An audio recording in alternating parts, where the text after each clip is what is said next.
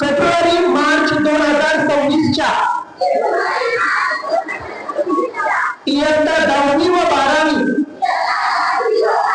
परीक्षेत परिपूर्ण अभ्यास करूनच सामोरे जाईल. मी उत्तीर्ण होण्यासाठी परीक्षेत कोणत्याही गैरमार्गाचा अवलंब करणार नाही किंवा परीक्षेपूर्वी गैरमार्गाचा विचारही करणार नाही. जर कोणी गैरमार्गाचा विचार करत असेल तर त्यास गैरमार्गापासून परावृत्त करेल.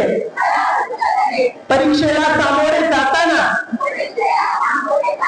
मंडळ सूचनांचे व नियमांचे काटेकोरपणे पालन करेल. मी सातत्याने अभ्यास करेल व प्रश्नपत्रिका सोडवण्याचा प्रयत्न करेल. तसेच परीक्षेत आत्मविश्वासाने निर्भीडपणे तणावविरहित सामोरे जाईल व चांगल्या गुणाने उत्तीर्ण होऊन माझ्या